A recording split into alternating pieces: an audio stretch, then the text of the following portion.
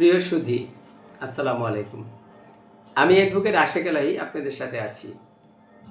আইন সংক্রান্ত প্রয়োজনীয় বিভিন্ন বিষয় নিয়ে আপনাদের সঙ্গে শেয়ার করি। আজকে কথা বলবো যারা বিভিন্ন প্রয়োজনে অর্থাৎ শিক্ষা, পেশা, চাকরি, বিদেশে ভ্রমণ করে থাকেন বা বিদেশ যেয়ে থাকেন এবং এই যাওয়ার প্রাক্কালে বাংলাদেশ থেকে প্রয়োজনীয় মুদ্রা বা অর্থ বিদেশে ব্যবহার বা খরচ করার জন্য নিয়ে যেতে হয় এবং এই বৈদেশিক মুদ্রা বিশেষ করে ডলার নিয়ে যাওয়ার ক্ষেত্রে পাসপোর্টে এন্ডোর্স করতে হয়, অর্থাৎ পাসপোর্টে এটি এন্ট্রি করতে হয় বা সংযুক্ত করতে হয় এবং এই কাজটি বাংলাদেশ ব্যাংক অনুমোদিত বেশ কয়েকটি ব্যাংক এবং ব্যাংকের শাখা থেকে এটি করতে হয়। এই যে এন্ডোর্স করার যে বিষয়টি, এটির জন্য প্রয়োজনীয় ফিস অর্থাৎ সংশ্লিষ্ট ব্যাংক কর্তৃপক্ষ ইতিপূর্বে বিভিন্ন রকমের চার্জ, ফিস বা কমিশন নিয়ে থাকেন, অনেক রকমের নিতে নাকি যে যত ডলার এন্ডোর্স করুক, এবং এটা বেশ কিছুটা ঝামেলাও ছিল।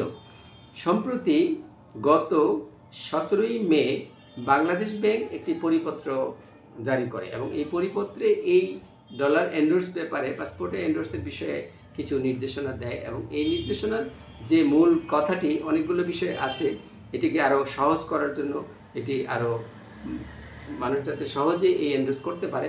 এর মধ্যে সবচেয়ে উল্লেখযোগ্য যে বিষয়টি সেটি হচ্ছে যে এই পরিপত্রের মধ্যে বাংলাদেশ ব্যাংক ঘোষণা দিয়েছেন যে এই এন্ডোর্সের বিষয়ে ব্যাংক কর্তৃপক্ষ একজন এন্ডোর্সকারী বা পাসপোর্টধারী বা বিদেশে ভ্রমণকারী ব্যক্তির কাছ থেকে যে এন্ডোর্স বা এর ফিস বা কমিশন বাবদ যে খরচটি দেবে সেটি হবে সর্বোচ্চ 300 টাকা।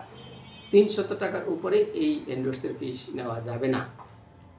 এরা যারা বাইরে ভ্রমণের ক্ষেত্রে বিভিন্ন সময় দেশের বাইরে অর্থাৎ বিশ্বের বিভিন্ন দেশে ভ্রমণ করে থাকেন, ডলার এন্ডোর্স করে পাসপোর্ট নিয়ে বিদেশে যেয়ে থাকেন, তাদের জন্য এটি একটি ভালো খবর, সুখবর যে এই এন্ডোর্সের জন্য ব্যাংক কর্তৃপক্ষ যেই ব্যাংকের যে শাখা থেকেই আপনি এন্ডোর্স করেন না কেন, আপনার জন্য যে এন্ডোর্সের যে সার্ভিস চার্জ বা ফিস বা কমিশন যেভাবেই বলে থাকুক বাড়তি যে খরচটি, সেই খরচটি বাংলাদেশ ব্যাংকের গত 17/5/2025 তারিখের পরিপত্র অনুযায়ী 300 টাকার বেশি চার্জ দিতে পারবেন না।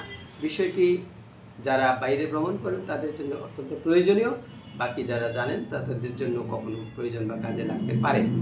এতক্ষণ সাথে থাকার জন্য আপনাদের সবাইকে ধন্যবাদ।